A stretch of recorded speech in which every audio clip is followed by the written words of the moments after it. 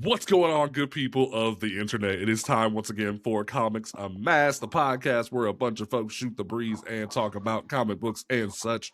We are back for episode 15. We Yes, are back. sir. We took a week off. Not only was I sick, but it was Thanksgiving. I was being nice, letting people do their family thing. It was a week. It was a week. It was a week. Crazy 2 weeks for me. It was very interesting. Stuff was going down. I'm still recovering from the whatever that is in my sinus system. Man, so. I popped 2 Benadryl last night and passed out. Didn't wake up till 2 p.m. It was great.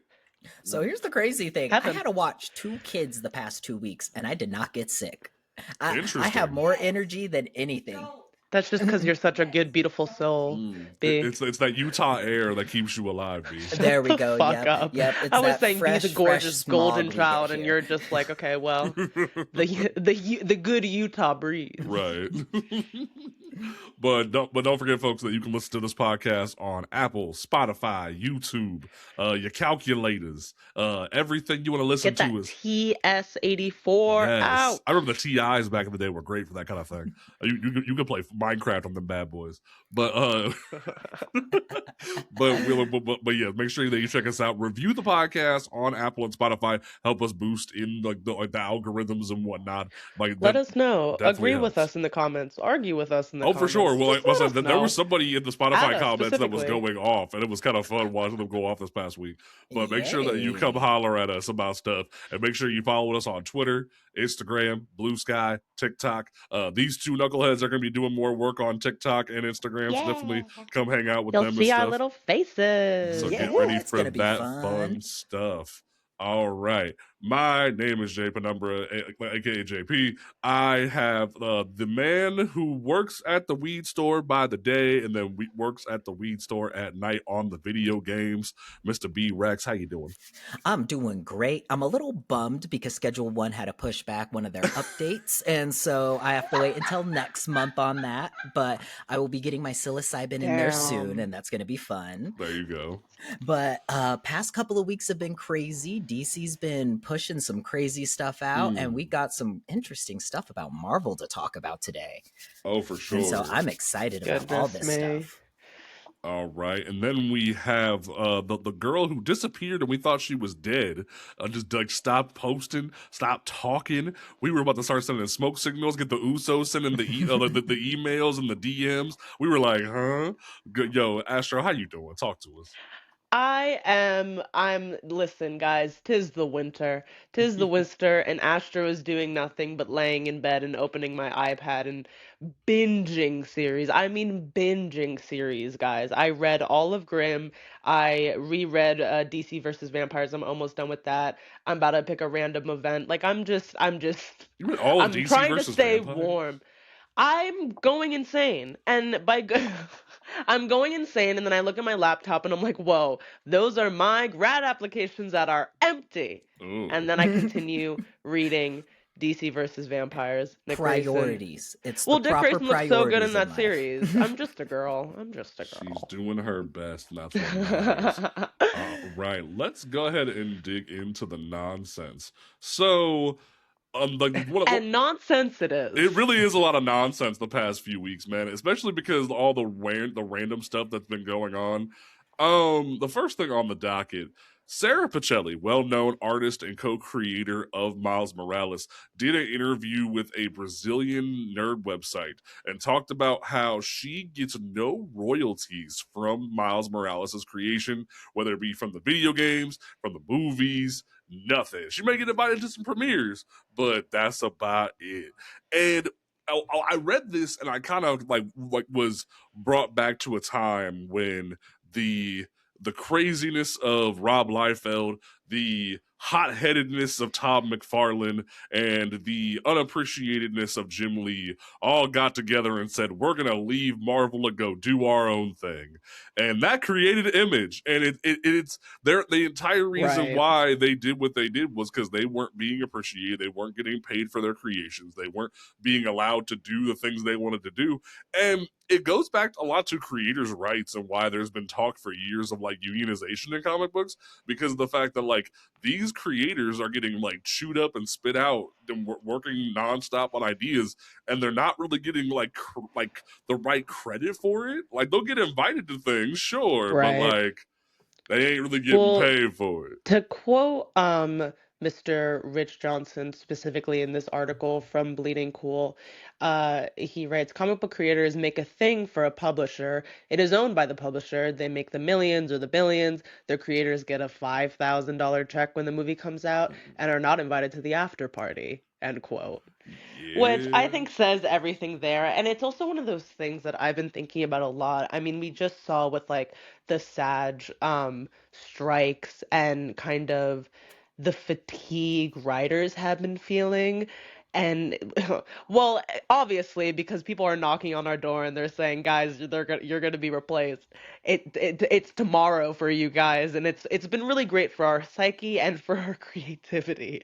But Mm-hmm. there's really just been, you can tell in like creative zeitgeist with writers that there's just such a like, I don't understand how you can use my ideas and use my creativity and then filter it through this bland tunnel and then like not talk about me again. Mm-hmm. Ooh, Yeah. ooh. And something else too to add on top of that, it feels like you have to get lucky to be Stan Lee at this point, just so that way you can get these royalties in some But kind even of with a way. Stan Lee, that is multiple characters. Yeah, Exactly. That is exactly. a Yeah, lot yeah. of And the like, thing with Stan Lee though is that like he was the arbiter of Marvel for a long time. He was the guy Mhm. that did everything. And granted, Stan wasn't like a perfect figure. He took credit for no. things that wasn't Oh, his.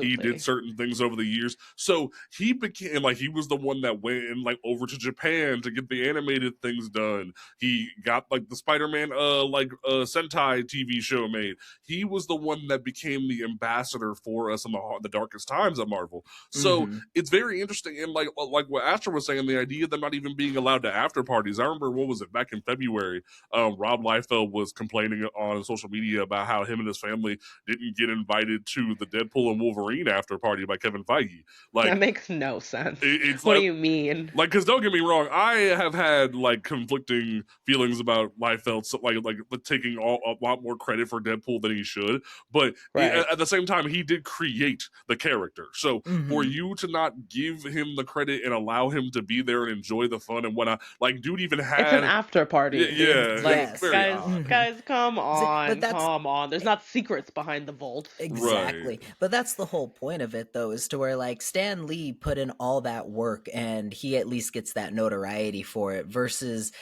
I'm spacing on her name right now. She's going to be doing Wonder Woman 29 and 30. Oh, Stephanie Williams. Stephanie Williams, Hmm. yeah, to where like she's been busting her butt over on DC's end, which feels like absolutely amazing, but yet does not get that same amount of credit that I feel like all of the other ones have been getting, like Tom King, you know? And not knocking anybody else, though. These people deserve their credit. But at Oh, the for same sure. time, these people aren't being pushed properly and aren't giving the limelight as Right. they should be. Even if it's, this is a one-off interview that we got on the internet at one point versus DC being able to throw these people in our faces on YouTube, on their Instagram or something to be like, hey, I'm the creator of this real quickly. Let me show you the book that I'm writing. It's real quick. It doesn't have to be a 30-second, trailer. Just give us Oh, for something sure, real quick with the and creator. it speaks to what even Stephanie Phillips is doing right now, where she is trying to encourage comic creators, even though they're of an older generation, to utilize social media. You see these creators starting to utilize things. You see more creators being open to interviews, like what some have done with us. You've seen different things of that nature, and it goes to like the idea that they want to be able to create their own work. They want to be able to think, and Right. you've noticed that a lot more creators who created some things for DC and Marvel find more success and more appreciation for getting to go do their own thing elsewhere. Like you see Tynan doing big things, or Tiny and Bean doing big things with Tiny Onion, and then getting Something's Killing the Children on like in multiple formats over at Blumhouse. You see Stephanie getting Grim created and whatnot, but it's like they had to go do their own thing Right. and that blow Well, up even like to get to that. even Stephanie Phillips when individuals ask her and like fans are like, hey, like how do I do what you do? Or how do I break into the space? The answer is always just like, you have to go work indie. You Mm-hmm. have to not only know people in this industry, but you have to get kind of a small circle, a niche circle of people that are really reading your work and taking in what you're saying. And we talk about kind of the big headiness all the time of the big two, but it is really one of those things that if you love DC and Marvel in whatever capacity and you have a favorite writer that you've been following, go read an indie work that they've done. Yes. Mm-hmm. And Mm-hmm. you not only will see the full scope of their writing, but the full scope of their storytelling. Mm-hmm. You will be able to see a writer that you appreciate in some form, whether it's for their plots or their character development, what have you, and be able to finish it. There was something so satisfying about just sitting down and reading all of Grimm. I started a story and I ended it. Mm-hmm. And I got my messages and I got my morals and I fell in love with the family and I fell in love with the concept and I felt satisfied by the end, which is a feeling that if you've been reading the big two long enough, we Mm-hmm. say it all the time. How often satisfied are you Yeah. reading a DC Marvel event? Yeah, I mean, honestly, Mm-hmm. we're gonna talk about DCKO in a few, but it also speaks to the idea that like I pulled up this Jimmy Palmiotti article that was from a while back when he was talking about when he got credited for Echo last year for when that became a TV show, and he was in Right. he got to go to the premiere. He was credited in like the credits and whatnot, but he said straight up, it would be nice to get some money from that. Like, you're turning these characters into these full-on TV shows, full-on movies. You're profiting them from video games and merchandise. It's like, why aren't you doing more to appreciate you like No, in the this creators? economy, artist exposure unfortunately is not what is paying bills. Mm. And Ex- it's yeah. always been an issue with Hollywood of like, okay, well you have these front-facing actors, creators and all that, but like what about the ones that like produced this story? Exactly. Yeah. And the issue too is to where like not trying to segue into the next thing that we're going to talk about, but like they're dropping But big segue into the next money thing we're talking onto about, these things to where like Netflix is getting purchased for like bro. what was it? $4 billion. It was up there. It was an extreme amount where I was like, this is ridiculous. Like I get you guys want to spend your money, you guys want to do your capitalism stuff, but like these creators have built what you guys are trying to build, or trying to get to the next level of whatever monopolization they're trying to do at this point. Because it's Have we not hit the extreme. wall? It's Have we not extreme. hit the ceiling?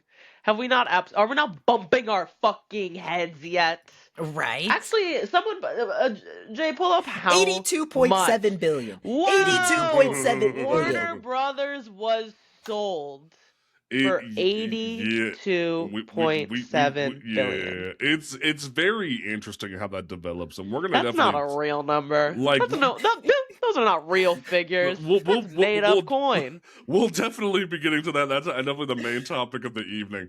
But like, I wanted to sit down and I wanted to. I like this popped in my brain while we were talking about this, and I wanted to talk about that at an Italian film festival or like it was a convention, one of the two. They. It was a Disney event. It wasn't even a convention. They announced the entire cast for Adventures Doomsday. Like they kind of just reiterated the like Okay. the chairs. I put it in the chat for y'all. And you look at this screenshot of all these like figures on the thing. And the big talk all over social media last week while we were not here was, Florence, Rebecca Romaine, old girl who plays Ghost, and that's about it. Yo, yo, what a sausage fest in And here. Shuri, and like, Yeah, but and Miss Lydia Red in the and Vanessa because corner. of Sue. But other than One, that, two, what is that? One, two, three, three, four, four, five. five women out of the entire group of all these dudes. And I'm kind And you of know, some guy will be like, but that's better than the one we had with Black Widow. man. Let's talk about it. Like it's Do we wild. have To, to? like what is that? Yeah, one, two, three. 4 or 5, yeah. But like, I think what bothers me is the way people were acting about this. Because where's Bree? People were even kind of like Oh my gosh. people were because I think what was it? Jeremy Renner was doing like an interview or some shit, and Brie Larson called in to like just to mess with him, and she was like, "Hey, you gonna be in the next one?" And she was like, "Girl, are you?" And dead silence. And Wait, I'm no like, way. and I'm like, yo, low-key good for her. But it's like, where is Brie Larson, the girl who's supposed to be like the Wonder Woman equivalent of your universe? Would you want to come back? Like, that's the thing, though. Deadass, would you, after everything those sweaty men put her through, would you want to come back? Fair enough. Genuinely, seriously. Genuinely, especially if Captain Marvel's supposed to have the role that we think she's supposed to have in a story like this. Do you think she wants to come back? It's crazy though, because like genuinely, Captain Marvel. I don't know. I don't think that coin is worth it. I mean, let's talk. I don't know. Just seeing it, and to this day, you can see like Brie Larson, and it's like, can you explain to me why? No. There's never actually real explanation for why.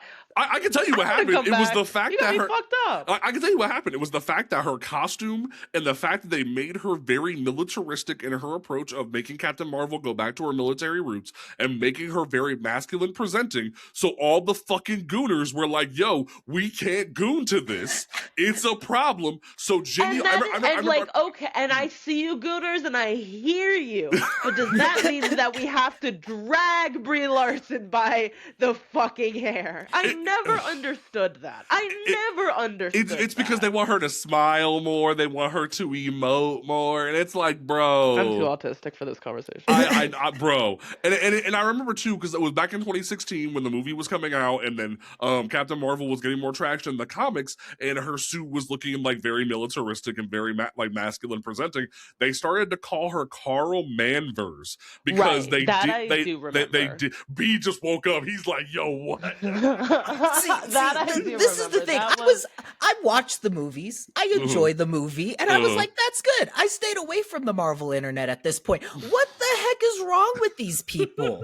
For real, why can't they just let this girl chill? The movie wasn't even that bad. Well, no, I'm thinking about the movie right now, and it's like, I think her femininity was still like there in her. It just wasn't the main focus. Like, it wasn't the point. But that's the whole point of having a female character. Her femininity is not supposed to be the thing that it revolves around. It's supposed to revolve around the character. You don't understand. I need to goon. They do need to goon. I don't want to see Brie Larson like crying or like. I don't want her to be more powerful than Jude Law. B. That's the problem. No, she was being me to Jude Law. And that hair in Endgame. It's wild, bro. And like, what's wild is I remember when the Marvels was coming out, and that's the other thing too. If you look at the image, Monica Rambeau is nowhere to be found, even though she was the one that went to the other universe. Can we talk about that shit? Isn't she dead? You're right. No, she's not dead. If you watch the end credit scene of the Marvels, she's her with and the her mama X-Men. ain't in this fucking picture. Where are the two actresses who are the Rambeaus? Right. Like, yes. that's what blows my mind is if you look at this shit in, like on this giant image. I think all of that is cut. Isn't that crazy? I think all of that is gone. Isn't that crazy? Like, so but like, if you watch the also Marvels, like I've given up mentally, honestly. And like, if you watch the Marvels, everyone was not only because it was COVID. Like Marvel never wants to actually think about the fact that it was COVID, so shit just didn't get done well. But also, everyone was like, "Yeah, we want the next chapter after Endgame. This is gonna be so good." Oh, that's kind of like average and like phase 2-ish level quality. We don't like that. Hey guys, not every movie can be like Endgame level threat, right? Like, you're gonna have some one-off villains in a comic book, right? Like old girl was satisfactory. It was a good little team up. You didn't have to be dicks about it. Like, I enjoyed the Marvels. The Marvels is a good B+ movie. It was a but good these motherfuckers movie. are crazy. It's fun. Still put that one on like every so often. Yeah. It just cracks fun, me up. And it's like if you just like pick up like a quick side storyline in comics, that's kind of how it feels. And that's how it Are you guys should reading? Feel. That's how it should feel. When you go see one of those little comic books to the side, that's how They're it not should reading feel. comics. Nah, I'm you're right. scared. And it was even wild too. And someone even pointed out it was like when you looked at all the chairs that were getting announced for Doomsday, and then you look at this picture. Where's Halle Berry? Anyone think about that? That like the X-Men is a whole group of white men. There's no Halle Berry. There's no Bishop. There's nothing like like what happened This here? has been in production for so long that I cannot even conceptualize me sitting down and watching this movie. I understand you can like send me like this list and we can talk about like, oh, there's no women like, but like genuinely in my reality, it doesn't exist. I'm It sorry, doesn't guys. exist. I I How long have we been hearing about this movie? Honestly, though, when you really think about it, because this movie has been taking so long, it got delayed. They had to rework it because of the shit with Kang, and now it's Like, all I this, that, don't and the care. third. And it's just like I'm at a point where I'm gonna go watch it. I'm excited, but I'm like, the minute you told me Downey was playing Doom, I stopped caring. And what was funny was Comic Book Viking, friend of the channel, he posted a video saying like, what could Marvel do to ruin their Doctor Doom? And I was like, they already ruined it. The minute you casted Downey as Doctor Doom, you ruined it because it's just going to be Tony Stark as the Doctor minute Doom. it's not about like a Vic's obsession about the family, you Yes. kind of like lost. Yes. And it's one of the like maybe it's too soon to say, but it's also one of those things that to do like a Victor Doom, like it's one of those things of like there are such it's such a specific villain, such a specific archetype that if you want to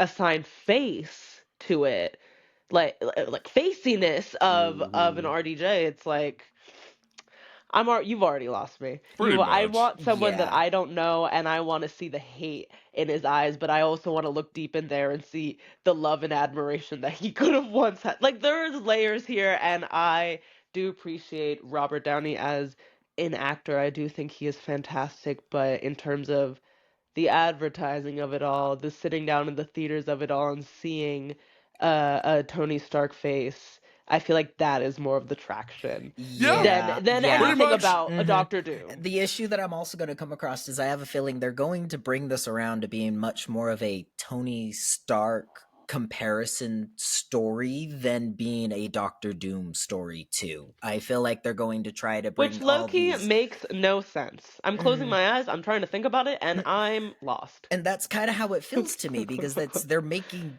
Iron Man, Doctor Doom, it feels like. And I'm trying to keep an open mind to it all. It would be very nice for them to bring something out of left field and then I'm completely wrong and I love this movie, you know? But everything that Marvel has given me normally, the next storytelling premise that they're going to give me is some kind of parallel between Iron Man and Doctor Doom for some reason. Here's the thing though, like, and the fact that we know it's going to be Secret Wars, that's the follow-up movie, it already tells me you're going to either fully reboot. Thank you.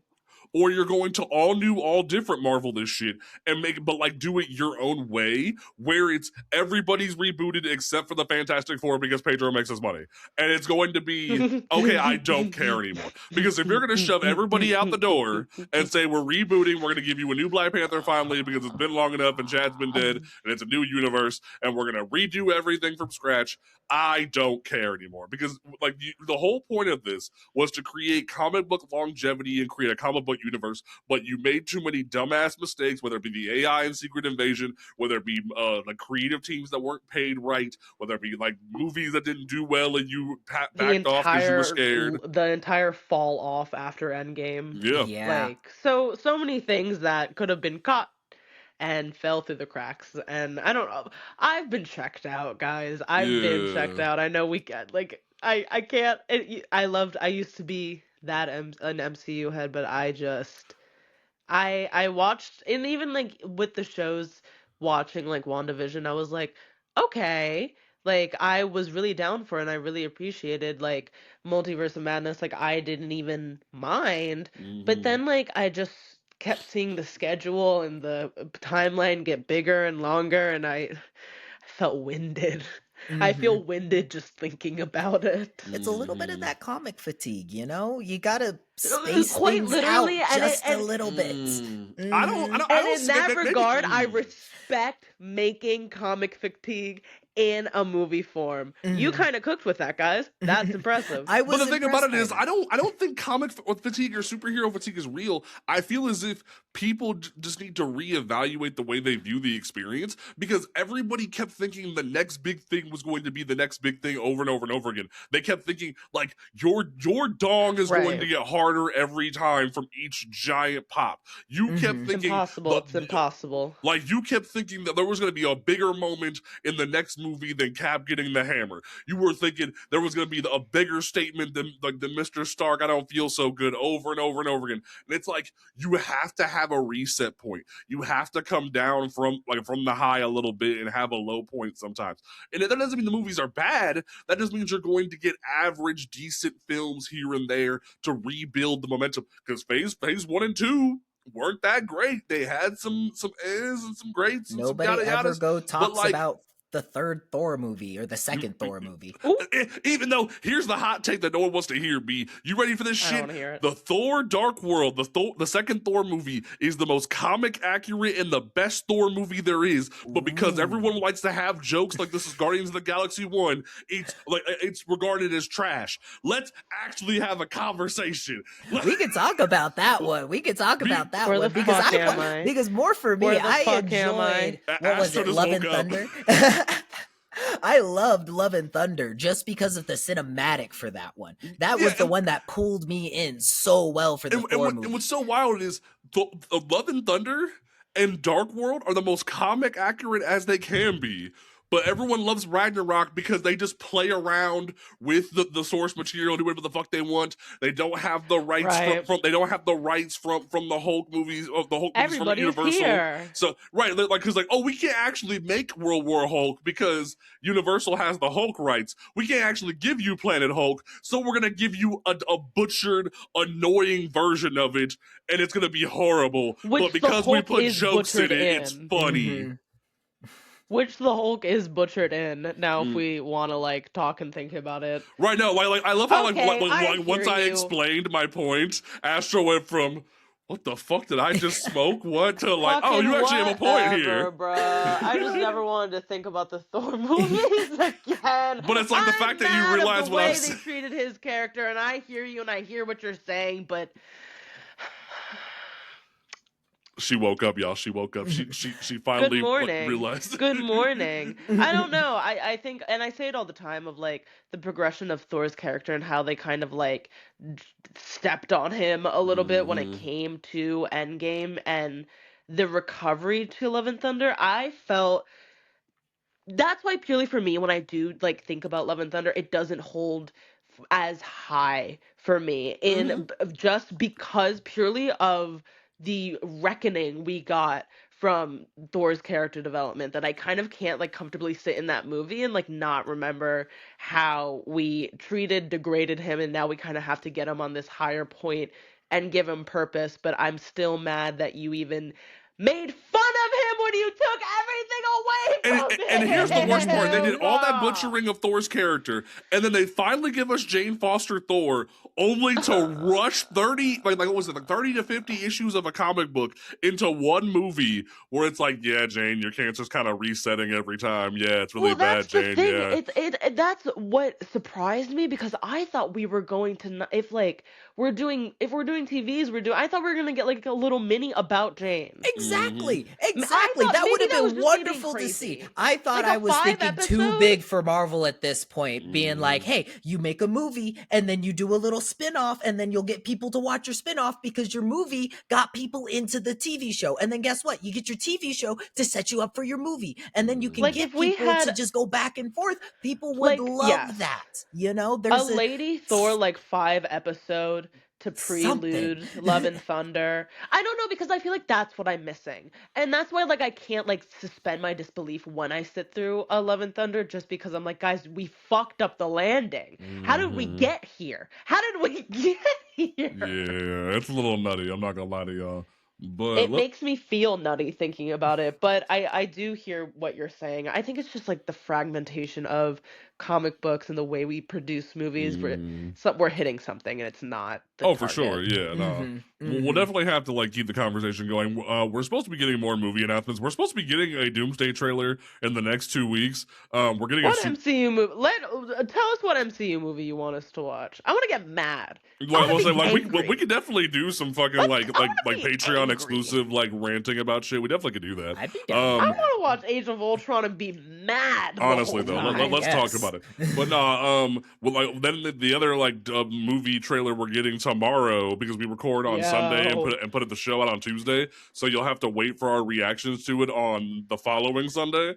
But we would do another show, but B has to go work at his job now, so we can't actually do Monday shows anymore. But it's B cool. has to like go to not be at his comic job and has to go work at the comic book shop. Well, How could no, you? the dispensary for the next 2 weeks, and then the comic book shop the following week. Oh, period. So It's I cool. might It's be cool able to though. cut in for that one. I mean, it's cool. We'll make it work. We'll figure it out. No. But no. So get ready for our thoughts on the Supergirl trailer next week. But from there into the DC news, let's have a multifaceted discussion about DCKO, people. Do we have to? So DCKO number 2, then the some of the tie-ins, plus you had then you had the number 2 issue of Night Fight, and we had Superman v Captain Atom over the course of the past 2 weeks. And man, this event is fucking weird, man. Yeah, I'm scared. The best way that I can I feel say like you've been in. The best way that I can in. say for this event right now is shut off your brain and think it's an Elseworld place. Just think this is an Elseworld story, because I enjoy this stuff, but it brings in so many things from continuity that goes through DC. I'm talking about the Superman and like the Captain Atom one specifically right now, that most people are going to be lost if this is even within like 15 years of you reading comic books, to where like because some here's people... the thing about that though is like you read the Superman Captain Atom one and your brain kind of like breaks, because I read it yesterday on stream, and they did this weird thing with Death Metal and then the event after Death Metal where they kind of just put everything together and they said everything's canon now, everybody remembers every universe we've ever had. And when you read the Superman v Captain Atom, you sit there and you go, oh, he genuinely has like trauma from every reboot we've ever dealt with. And nobody's ever talked about the fact that Captain Atom has a buttload of trauma that we've never talked about. And Joshua Williamson just comes in and is like, hey, I'm going to leave this bucket of trauma here. I'm gonna let y'all deal with that. Okay, cool. I'm going to leave now. And it's like, Josh, do you know what you just did? Like, you broke my brain because of all the trauma that I remember from the New 52 with the rise and fall of Captain Atom, and like no one else remembers. And I'm just like, See, but that's what I mean though, is to where most people are going to pick this up and then they're going to have the either bounce from what you had right there, or they're going to have new readers come in and be like, why is Superman gold all of a sudden? I'm not understanding this for a quick minute, you know? Especially and for when me, I was jumping for joy. I was sitting there and I was like, I need to show my sister this. She's going to be so freaking excited to see this. She loves Superman. I'm going to be like, here's your future Superman. We got him again, you know? But like, it's so funny. I saw other people be like, who is this? And then type. You guys are going to have to go do your research now, because they threw everything at the wall. TikTok, and that made me so happy. That made me so happy like, with that. We live in this world. It was insanity. It was fun, though. I don't know. I had fun. And it's funny, I'm still having fun with this event. We live in this world where like everything's canon now, and they know everything's canon. And it's like, oh, there's some weird stuff in the background of that revolving choose your version of yourself to be. And I'm like, oh, is that Electric Blue Superman back there? Is that there's a lot of things in the background that you see there. And they even kind of teased the idea that one of Captain Atom's versions is Dr. Manhattan, and I was like, oh god, please no. And then they went to Monarch, and I was like, oh god, Monarch. Yes. Wait, but B, hit us with your thoughts on Nightfall, the second issue, because I don't know, Night Fight. Sorry, my bad.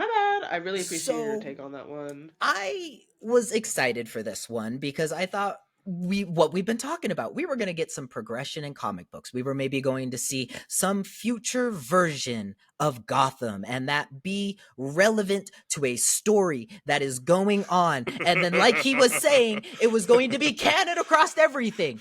But no, we are in the heart of just evil energy. So he creates a world for Bruce Wayne to then figure out that he's in a. Thank you for just showing me Batman does what Batman does every single time. And now all the Batman fanboys can be like, well, Batman can now figure out Darkseid's energy can blah, blah, blah, blah, blah. No, we were so ready for some progression. And now we just get Batman fanboys to get a power up. That's just all he got. Rereading Death Metal. He literally became Clayface, and I was like, "Yo, what?" No, dude, it was like, well, because it's one of those things that like, I totally agreed because I just finished up reading just rereading Dark Knight so I can get to Dark Knight's Metal, and it's kind of like the exact same themology of like where we put Bruce Wayne in terms of his psyche and how he has to overcome it. So when I saw when I saw your thoughts about it in the Discord, I was like, yeah, that's I don't know. It's very hard for my little brain to keep up with events while they're going on, just because I feel like I not only like lose a little bit of like what's happening because what is happening, but sometimes I need things to wrap up before I'm fully like, okay, what the fuck? Well, like, what even was that's that? fair. So that's why I'm rereading events and I'm like, okay, how do we even get here? Right. Might reread Absolute Power to feel safe again. Oh God! But no, like I like this specific like Night Fight #2. It really makes me want to see Joshua Williamson on mainline Batman, or it makes me want to see Joshua Williamson on Nightwing or Red Hood, because between this, that Red Hood, so good, right? No, let me cook, because like between this and the Captain Adam shit in the issue where they talk about his trauma, and then the stuff with Superman where because when they first put the whole teaser out that Primetime was back and they put Superboy Prime back in the picture, I was like, don't do it. Please don't do it. Please, God, don't do it. I hate Primetime so much. And especially because, like, he got a happy ending in Death Metal. I thought we were done. I thought we were Gucci. I didn't want nothing to do with him no more. And then you read the Superman issue, and Williamson explains logically why Primetime is back. And I'm like, he thought of this. So when you read Night Fight, I'm sitting there like, he purposely thought of how to bring him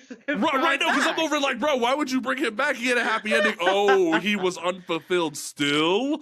Oh, and it's I suppose. and it's like you read Night Fight and you see how he explores Jason Todd, and I'm like, dear God, I need you just writing Batman shit. Please.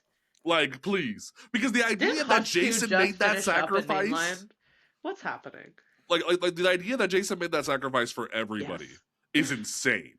Like, oh, Bruce is dead, Joker's dead from a bad Joker toxin outbreak. They got everybody out, but I stayed. I was like, what? That is like one of the key things that I feel like brings all these Robins together, is because they're supposed to be an individuality, like, point of Bruce Wayne's, I don't want to say emotions, but like what he is in an essence. Each Robin is supposed to bring a little bit of that in themselves, you know? A different version of a Bruce Wayne exactly, in every single kid. You know? In every single candidate. But just to see that Red Hood go to that extreme and then have the bat mixed with it too, just had every fanboy in me just excited. It was just like, this is the Red Hood I wanted to see for the series that was supposed to come out too, if I'm being honest. That's kind of what I wanted to see.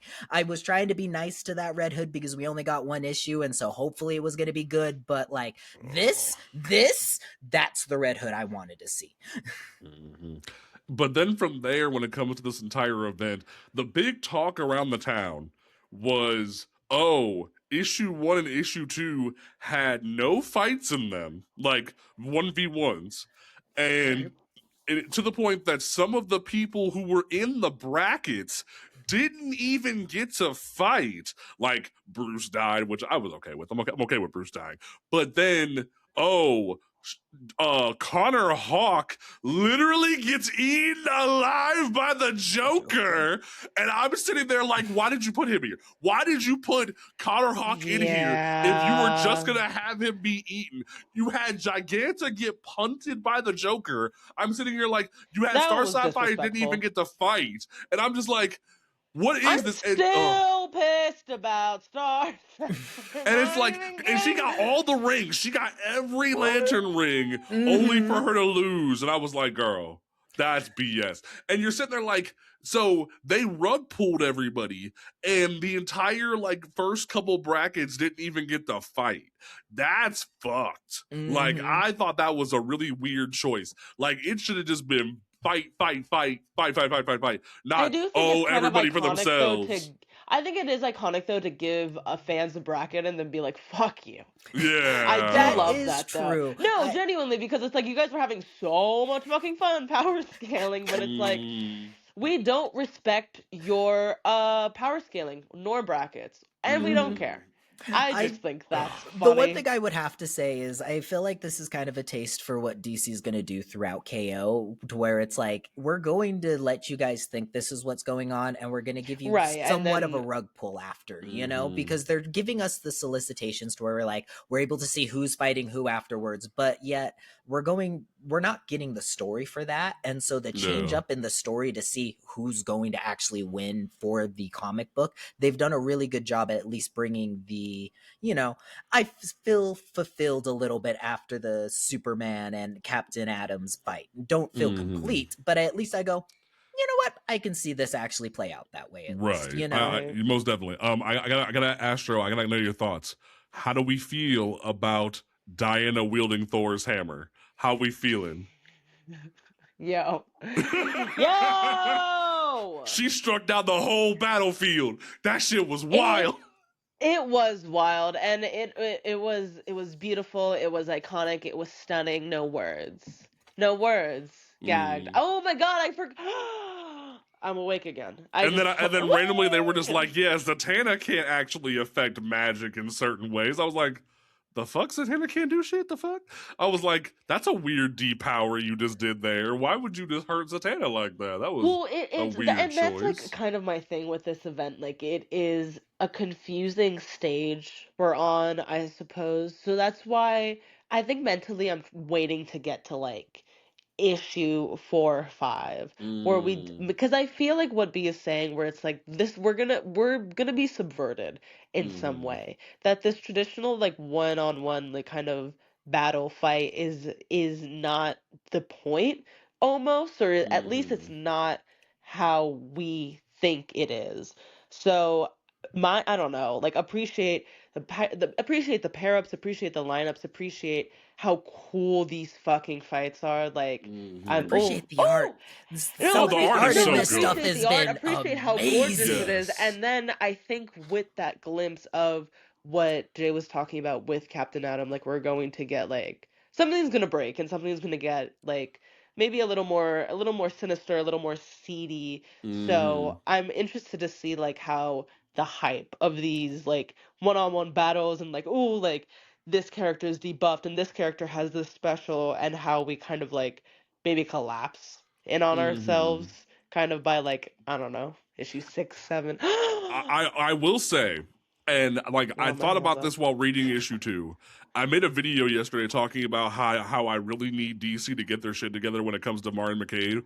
Give Vixen more credit than like that she deserves, and give her the spotlight, the limelight, make her the Beyonce of the DC universe. And this issue basically proves my point, because King Shark tries to square up on Vixen. And Vixen goes, "Oh, you think you're the biggest fish in the sea, motherfucker?" Literally. And straight eats his ass. And I was like, give my girl her shit. And what made me mad was she ends up losing the fucking genie pen. But I was like, why give her that kind of like shot? Give her that awesome moment just for Etrigan to yank it from her. Like, let my girl have her shit. Let her have that moment. And you They're know, laughing Nixon at would be us. so amazing if you make her the Guardian of the Red. Let her be that character that shines. Oh, Let that her would have been rock. so good. And they're That like, would have been nah. good. Like, but I will say, them randomly just going, yeah, no, magic doesn't affect Starro. That doesn't make any sense. I'm like, okay. And then also, That's what I'm saying. That's what I'm yeah, saying. Like my brain is just like, huh.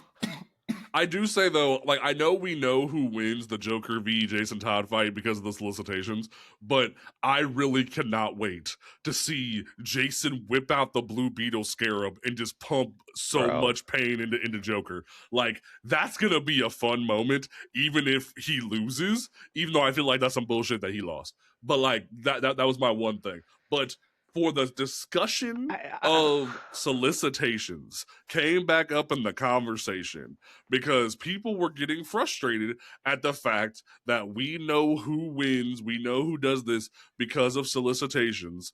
And I feel bad for you, homie. I feel bad, but this is the kind of situation that you deal with when you interject yourself into the greater comic book landscape because shops need to know when books are coming out.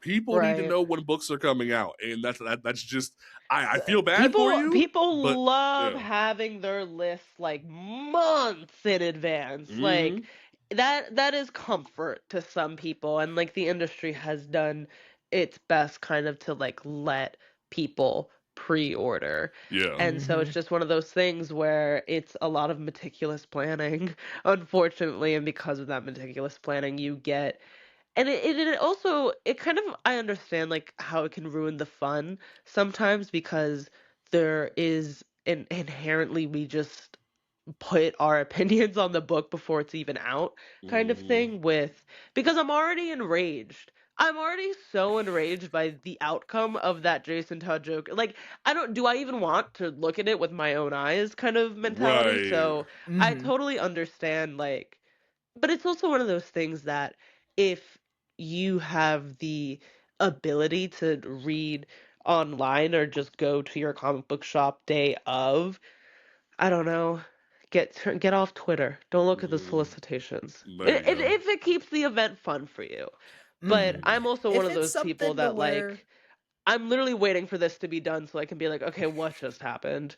Reread it like 4 times and be like, ah, get and it. that's the I joys got it. too, is to where like there's a lot coming out within the next weeks for everything that's happening. So by the Exactly. time you pick up one of these comics, you read one of these comics, you start analyzing it, I guarantee you're gonna forget that there's a solicitation that came out 3 months ago and you were saying, hey, Yeah. I want this one on my pull list, and then you're just gonna go on with your life, and then you're gonna forget about it, and then when it comes out you're gonna be like, oh, I remember now. That's when you're gonna Mm-hmm. remember, because Happens to me it all happens the time. all the time. Trust me, there's been some times my solicitations have pulled and then my person at the comic book store will hand it to me and I'm like, I completely forgot about Binary No, and like that was what coming is out. this?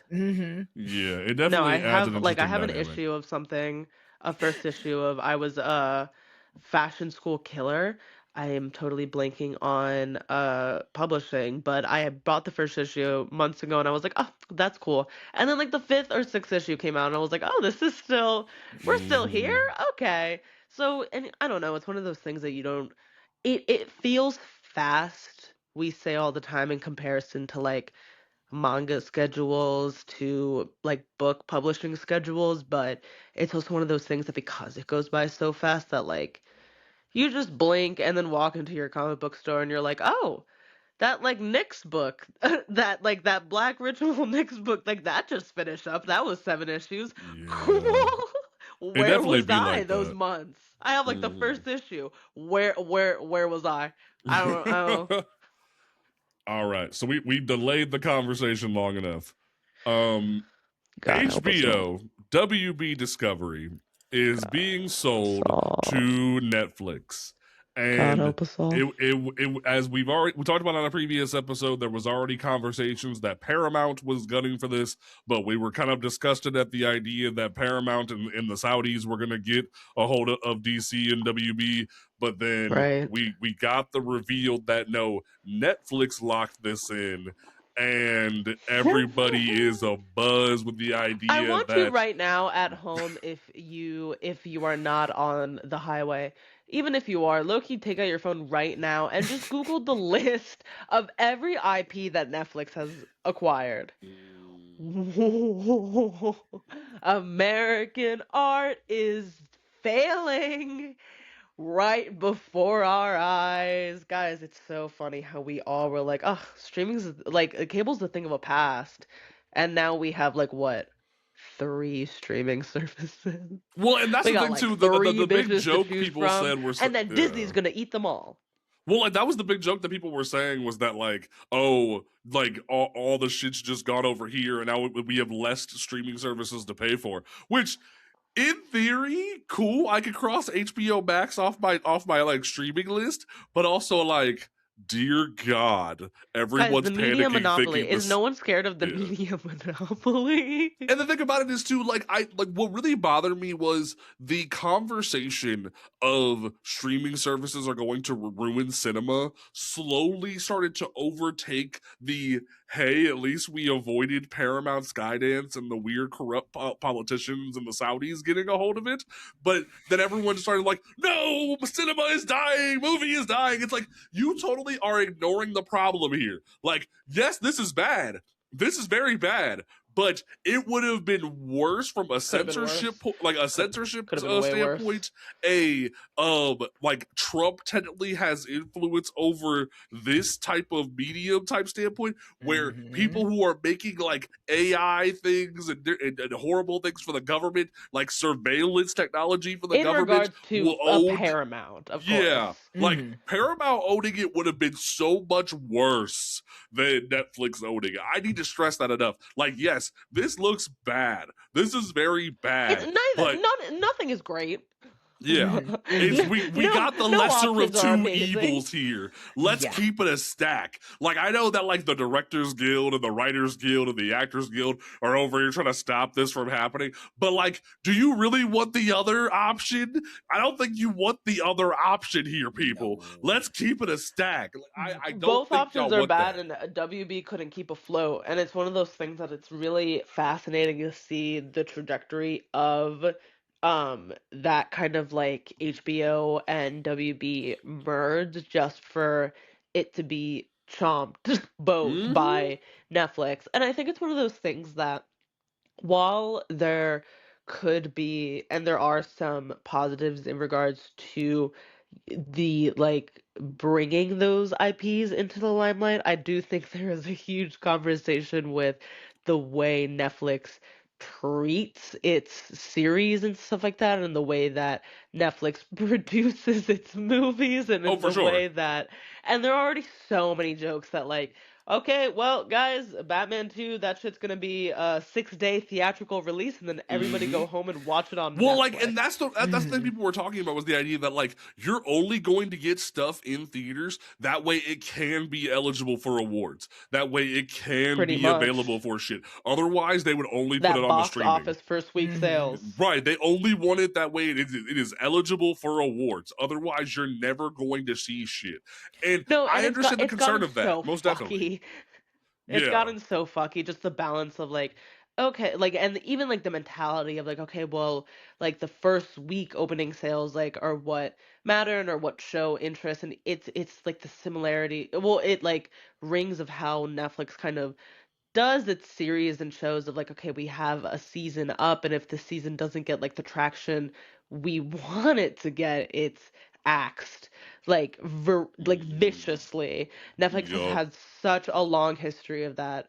So and that's the issue too, is they've axed good shows too, to where people have really enjoyed them, and they just didn't get the views that they that Netflix wanted them to get, you know? And that's something that's scary in this situation, is that like we might end up getting a Static Shock TV show now as an example, but only because like 5 people watch it at the time, we're not going to get a season 2, even though Mm-hmm. it could be really, really good.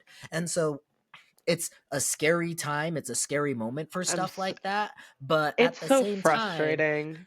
it's a breath of levity just because of what JP was saying too. Because Yeah. I was Right. terrified of that. I am now just horrified of this. Well, and what's so I'm funny, in the media standpoint of it all. I'm right? kind of Because like, ooh, yeah, because there was ooh. a great video from, I think it was Jay Stoops, where she was talking about how Netflix is really corrupt when it comes to lacking of writers, where it's no longer a writer's room, it's only like a head writer or two. Exactly. Like the producing rights and the idea that like pay scales are horrible. Like there is actual things to be concerned about. Like I understand that, but I really feel like if anyone was going to buy this shit, it should have been the other thing, because B has a really good point. Like the fact that WB went from merging with Discovery to then HBO Max turning into Max, and then Discovery Plus shutting down and merging into it, and then putting it back to HBO Horrifying to Max, and witness. all the and like, even though they had like 5 banger movies in cinema this year, they still couldn't turn enough of a profit that they were like, hey yo, we gotta shut it down. Like that's a scary idea, but it's going to get to a point where all these weird investment broker companies own these large like publishers that we grew up with, all these great studios, and that sucks. But I really feel like it's just going to get to a point like Astro said, where like at some point either the Saudis are going to own it or Disney's going to own it, and we got to just deal with that. Like it's going to be like, No, and which that's corporate structure would you rather fuck with? well, that's the Unfortunately, that's the unfortunate only thing, way and I'm that's going to why get it's my crossover frustrating. movie. And it's one of those things that it's like then where I'm not. Do you want to elaborate on that, or? I just want to see I just want to see a Batman Deadpool crossover movie at this point, but I also don't want to see it go down in that way. Like I want good creativity to be put out there, but unfortunately, it's always got to be bottom dollar before anything else, and that ticks me off. Mm-hmm. No, because it like, well, we've gone now into a conversation of media monopoly. We've gone now into a conversation of the production of television, and I'm speaking specifically about television. I took a really amazing class in my senior year that was focused on time, how time is used as themes and themes in movies and stuff like that, but also the way time and longevity has an effect on the audience. And it really goes to show what happens when art is allowed to sit and kind of marinate itself.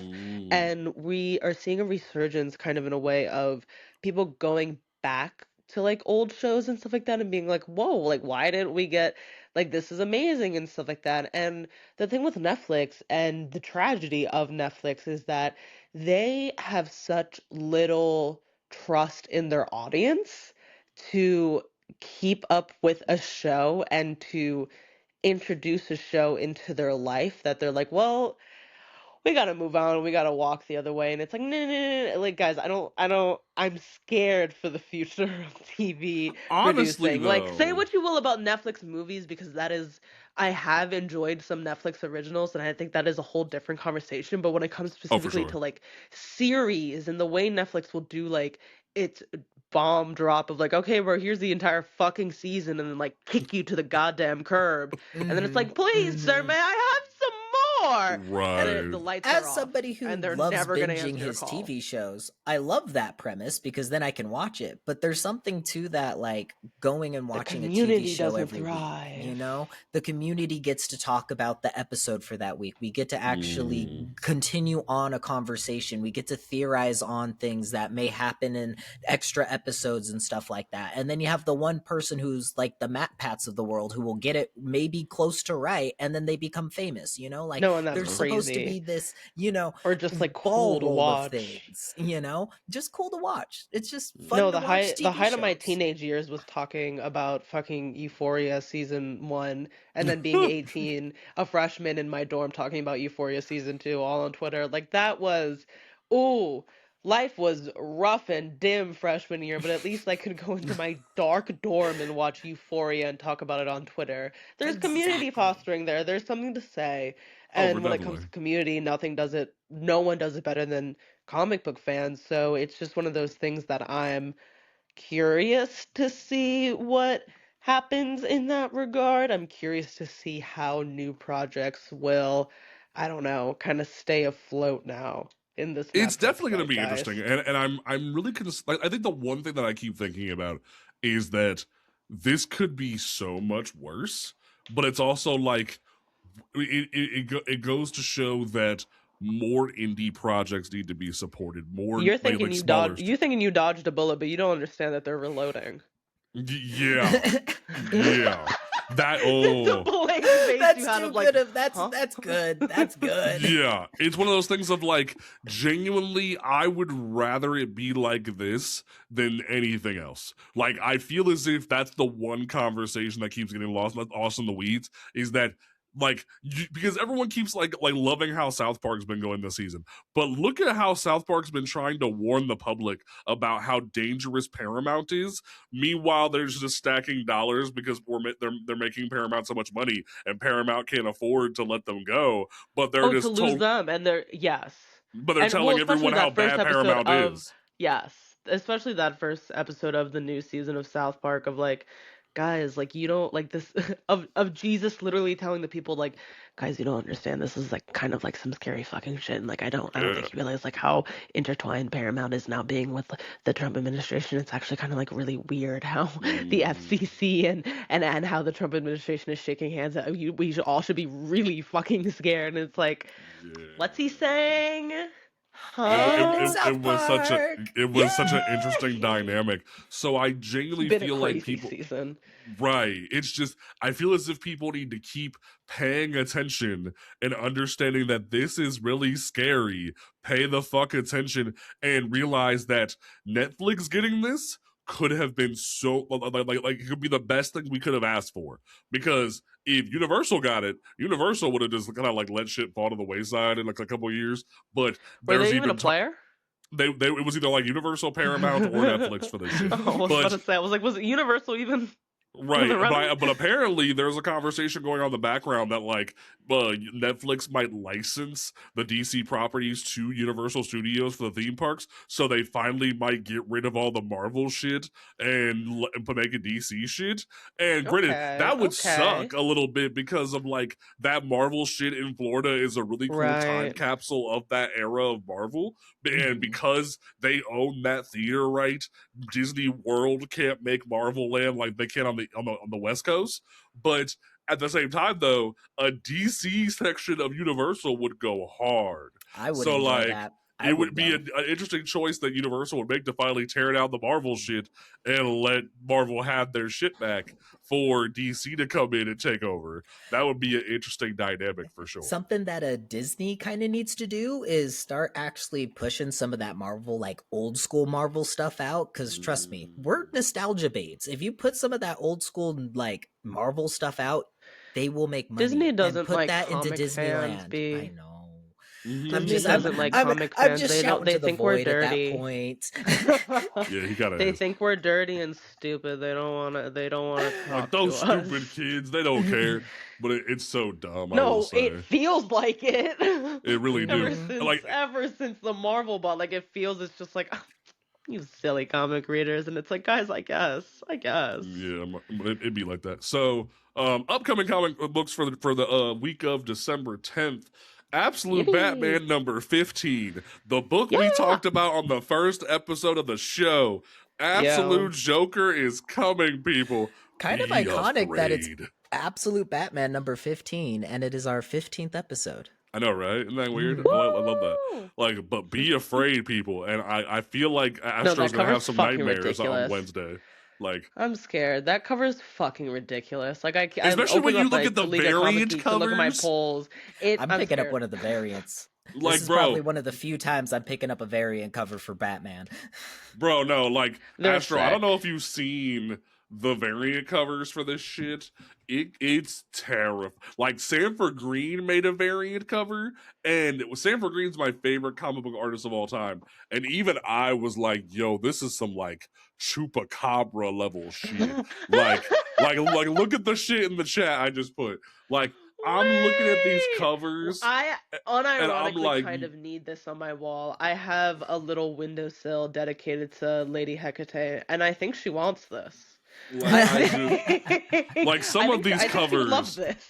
I genuinely I am. love the horror we've been getting out of DC recently. I don't give a Well, like, fuck. This is and there, my era. well, like, and like, well, since we're sitting up, talking about the absolute thing for a second, I wanted to like talk about something. Like, I'm gonna make a video about this because somebody brought it up in my comments. Because when I made a big video talking about the fact that DC hasn't had a black ongoing in 2 years, someone put a thing in my comment section saying we need an absolute Mr. Terrific book. We need an absolute Black Lightning book, and I was like, do we? Because Dude.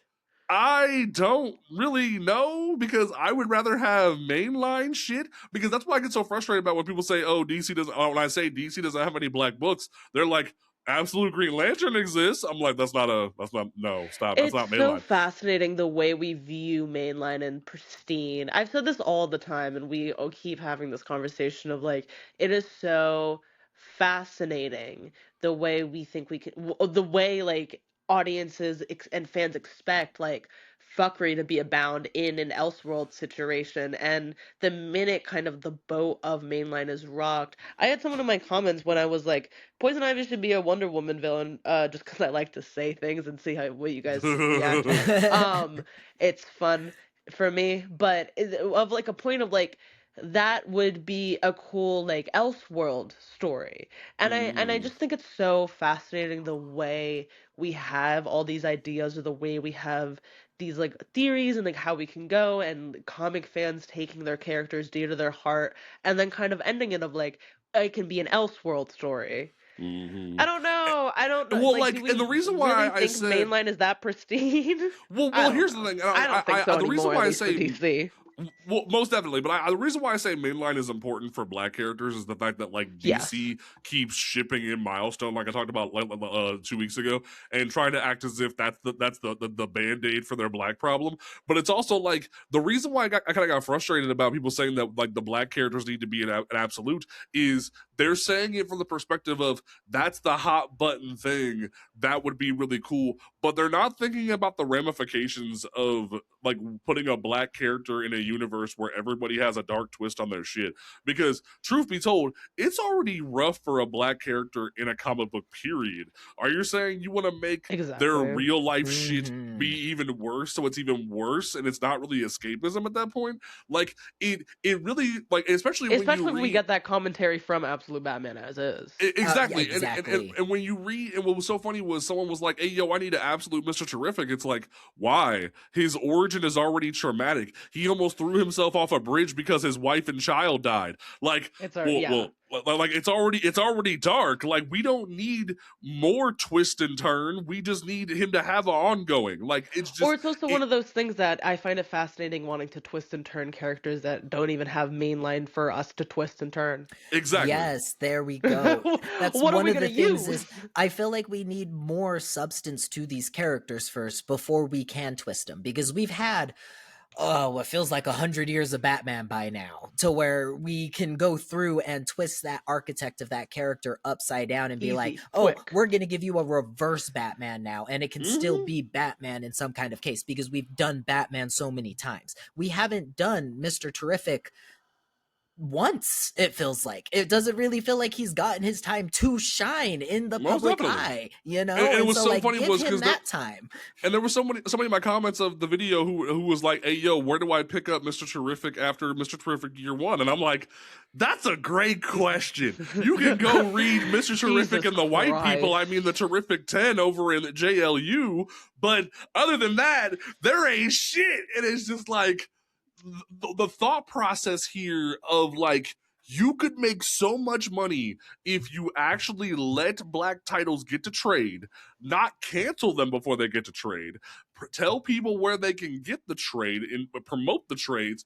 Do you like? I found out this past That's also week. the gag, the promotion of it all. Because it's like we have talked about how Mr. Terrific and the kind of weird fuckery of like an issue one coming out and then the Superman movie releasing, and then everyone being like, I can't find issue one of this series because comic book shops just didn't even order didn't it. order it. They didn't think that you guys were gonna walk in after that movie and be like, I want to read a Mr. Terrific, which is crazy because of how front and center I feel that he is in that movie. But whatever. Oh no, well, because here's the thing. Like, I've just had simple talks. planning. Just, I don't know. Well, no, I feel because like we could've I've even had expected. talks with like different comic book store owners, and like that's a fact of life. Whether like because like there are things where they'll like, hey yo, if someone pre-orders it, cool, I'll buy one for their pull list, one for the Right. shelf. One for like couple for the pull list, couple for the shelf. Like at my local shop, there's one guy who has every issue of Aquaman since the '80s, and he is a dedicated motherfucker. So the Wait, comic book store owner iconic. will buy one for him and one for the shelf, and that's it. Unless it has like a couple variants, he'll do one for Craig and one for the shelf. And it's That's like so that's heartfelt. cool, but like that be the fact of even white miter heroes sometimes, and it's like that sucks. Exactly. But when there needs to be an initiative at DC, at Marvel, to actually care about black characters, to let them go farther, to let them have longevity, because people will be like, hey yo, what do I read for Mr. Terrific, or what do I read for Black Lightning? It's like, you can't, because if you even notice from the Black Lightning TV show, they had to stitch different things from Black Lightning's mythos together, because they took stuff from his original Isabella run. They took some things from the '80s run. They took some stuff from Outsiders. Then they ran out of shit to talk about, so they started pulling stuff from random parts of DC. Because that show ran for a good. That show ran for a healthy minute.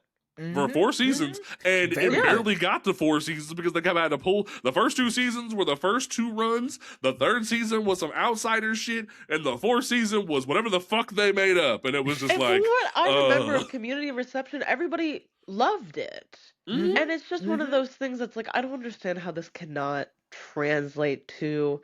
And I don't know, like it's not that we don't have enough books coming out as is. It's one of those things that we are so, I feel like we're kind of so in the middle right now when it comes to series. A majority of mainline series where it's like, just toss us something. Like, Maybe. Who are we maybe speaking one to? less Who are Batman we bargaining book. with right Maybe now? one less Batman Oh, boy. book. Like, As can the we Batman cancel fan, one? I will take a Batman book down and gladly put anything else there. I will anything else sacrifice there. my Batman detective stories so one Like black deadass. character All you need is will be able Batman, to sell. Detective, Absolute, and then one revolving door for whatever else world you're doing for 6 months, and that's it. And then, hey, do you know how awesome it would be to have Sensation Comics like for Wonder Woman, and then have a Yes. Vixen ongoing, a Mr. Terrific ongoing, like because here's the thing. Mr. Terrific and Vixen specifically, and especially Black Lightning, I would very much like those 3 to have like constant books going on, because Black Lightning should be the 4th pillar of the DCU. I will die on that fucking hill, because you need because Greg Weisman is a fucking genius, and I will say this to the day I die, with that 4th season of Young Justice where he makes like Black Lightning be the moral compass of the DCU. Like, Right. that needs to be a thing at all times, because Jefferson Pierce could be the Dwayne McDuffie of your universe, where he is telling you, stop being a dumbass and actually think for 2 seconds, and you don't want to do that, and it's so aggravating. And I'm just like, why not give like Black Lightning and Vixen, have Mr. Terrific have a book every couple of years, but Black Lightning and Vixen always having a book, because Vixen should be the Beyonce of your universe. Like, do you know how cool that would be for Black women to actually have that book, that title? Because look at Storm. Storm is the only Black title at Marvel right now, and there is a campaign on Twitter from Black Twitter fans to make sure that they pre-order the book, that way she can stay a solo hero like Wolverine. Do you know how awesome that would be for Vixen? Like, actually. That would be And I so feel like nice how to see easy from it would DC. be. And there's the thing is they have so many characters in their roster that aren't even just Black characters. Like Jaime Reyes just popped into my mind for that one. They got a whole movie, no book. Yep, whole movie, no book. I was so excited about that movie. It was great. And like, not Holy the shit, best movie that came out, but it's a good movie. That is a good But it was about superhero family movie. and it was about heart. Exactly. You even had George Everything that you Lopez up needed. there. Where's Jaime and George Lopez? Exactly. Holy shit, that's right. It didn't get a book. Wait, Like what's they had a going mini on? around the time the Astro book just came woke up out, for like but the that third was time it. again. Like, What's happening? Title for but this episode: Astro Wake Up Call. Good morning, because I'm just not understanding, and maybe it's just like what we were saying I think before, that's the where episode title is the wake up call. I think that's what we're calling it, is the wake up call. I like it. And I it's like maybe it. like we get something gets lost in the weeds when we try to like plan so far in advance, like what we were saying, but it's also just one of those things, like from a audience standpoint, looking at the industry, that is outrageous, because I know people that don't read comic books that are Hispanic and love the Blue Beetle movie. Absolutely. And like that's the movie they put on for the family and have it on in the background. Like, Well, because like here's there's something that I've talked about for a long and that time could have been is that an amazing, be like, here, read this. and I've talked about that like a few times Whatever. over the past few years, where like Mr. Terrific, like Michael Holt and Jaime Reyes are the perfect examples of when your contemporary diverse characters are more successful and more prominent than their white contemporaries. Because you had Ted Cord. Ted Cord's great. People love Ted Cord. He's the night owl of the what's the fucking like I forget what they like. They're like a group of heroes. Watchmen is based off of the I forget I forget what they're called. The Charleston characters. The Charleston characters that was like Captain Atom and Nightshade and a couple others like that. Like we get where Ted Core comes from. Like because Blue Beetle was a Charleston character, but you can't tell me, other than like hardcore fans, don't really fuck with Ted Cord. They don't really fuck with Dan Garrett. They fuck with Jaime Reyes. Same thing with Michael Holt. So crazy. Michael Holt is more known than Terry Dude. Sloan. So it's like you have the you look at a character like Michael Holt, who's basically been more of a better legacy character than Miles Morales in a way, where you think of him more than you think of his wife. Exactly. Yeah. Which that says everything. And now I'm just thinking about, we had recently the DC picture that they released for Hispanic Heritage Month, and it was like, oh, there he is. There's me. There he is. I see him. There's your Blue Beetle. Disappear. No, and like now I'm not gonna see him again for a fucking few and what's so months, funny about that Hispanic Heritage shit was there was a variant cover. Oh, and then Selena was there. Wait, they remembered that she's Latina. Well, and we all remembered. They had Renee Montoya, but they had Jessica Cruz. But then somebody reminded me of something, because there was another Hispanic Heritage Day cover that blew my mind. I for years thought Kyle Rayner was Asian. I didn't know he was Hispanic. Like, Kyle Rayner's Hispanic, y'all. That fucked me up. There's actually like Kyle Rayner's Hispanic up in this motherfucker. I thought Kyle Rayner was Asian for so many years, my guy. So like when I saw that cover, my brain almost took a shit, because I was like, yo, like this is the wake up episode. So I dropped the cover in the chat, because I legit was like, yo, that's real. That's dope. Well, I'm gotta go do some research on this. Like I legit thought I was tripping, but Thank you for giving me a wake up call today. See, like, this is the wake up call. Every Green Lantern fan, kill this man. Go after this man. Well, no, because I legit thought Jessica Cruz was the first like Hispanic Green Lantern. I thought Jessica Cruz was the first, because I thought we were collecting minorities. Because think about it, right? You have Hal Jordan, you have Hal Jordan, you have Guy, that are the white dudes, right? Then you have John, who is the black dude. You have Kyle Rayner. I thought he was the Asian dude. Then you had Simon Baz, who's I think he's Saudi Arabian. I can't remember. But then you had Jessica Cruz. I thought she was the Hispanic one. I thought we were collecting like we were doing Jake the could not imagine United States two Mexico, Hispanic Canada. people on the diverse team. That's too much. That would be perfect. That's too much. My the God. scales aren't even. I need a I'm TikTok so fucking that. gagged right now. I don't even. Like I thought we were doing anymore. a thing, man. Oh no, he's Lebanese. Simon Baz is Lebanese. I apologize, but even then, that still makes it work. Like I thought we were collecting like minority trading cards in the Green Lantern Corps, man. Like, Yo, you're thinking like a white fucking director right now. Like, let's get our lineup. Let's get one Right, like, we're getting all the DEI in here right now.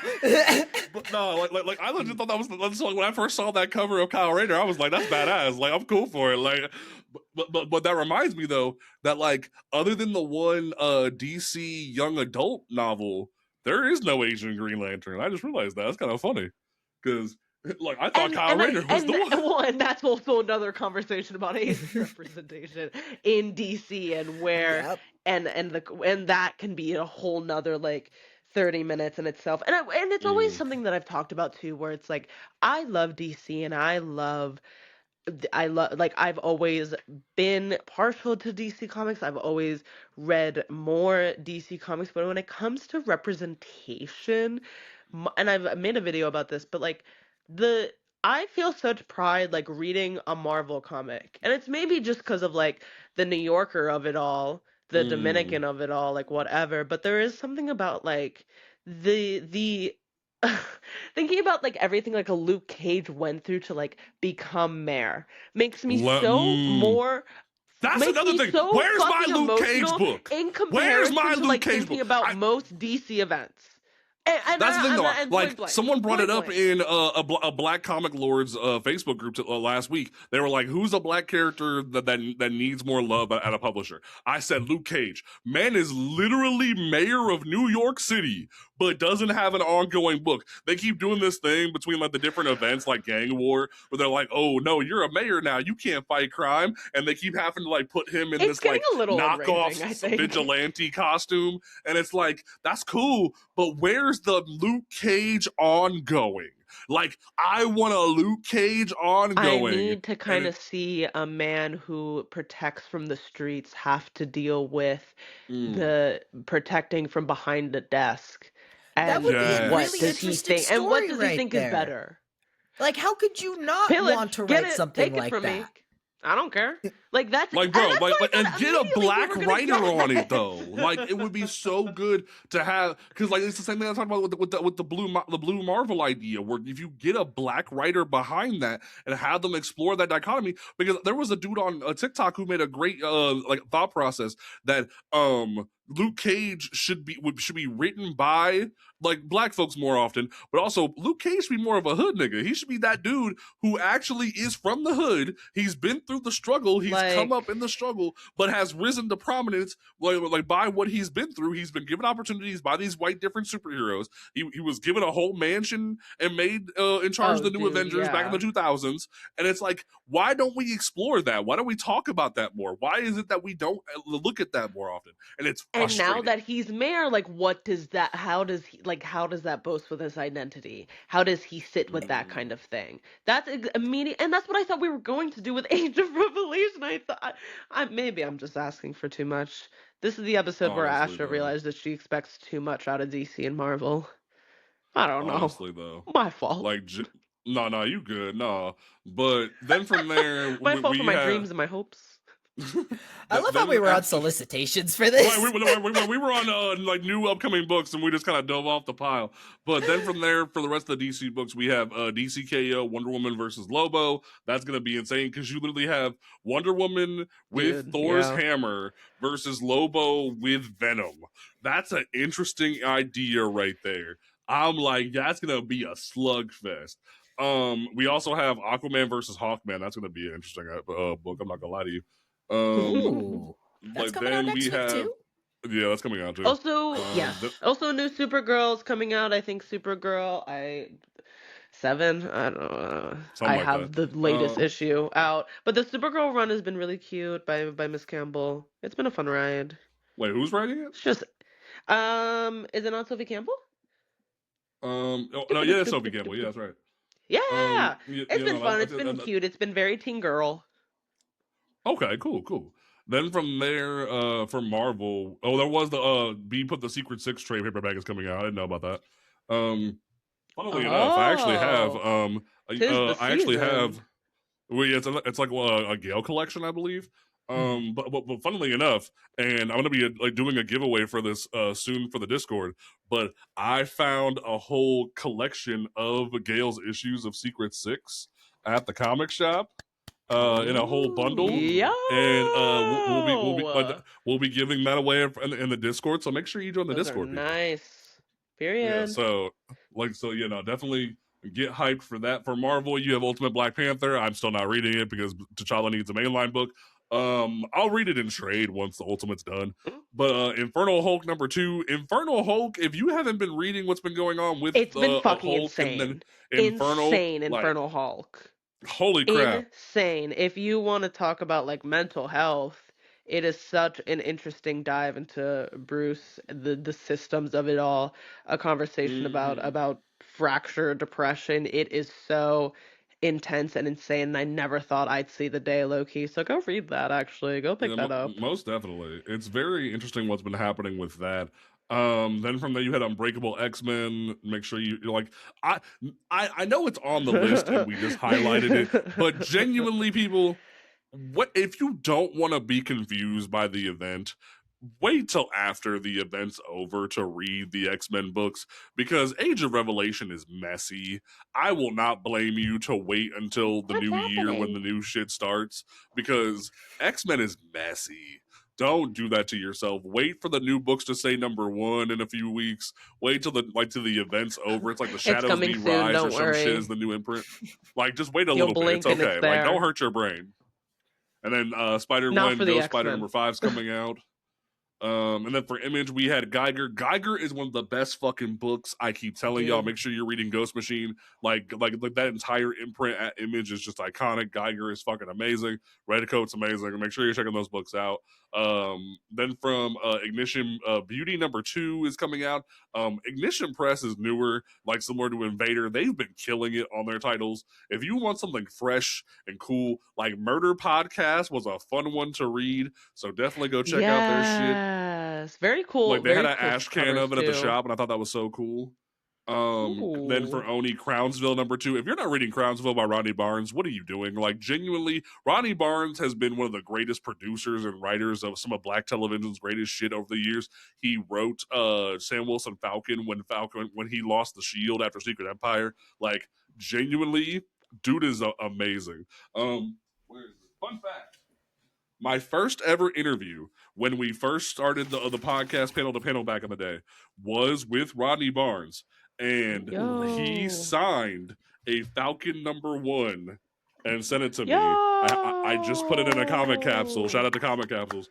And I genuinely tell people all the time, like, gorgeous. yeah, no, right. Comic capsules are like the best replacement for CGC for cases if you don't have like CGC books. Like, if you just have books that you want to keep safe.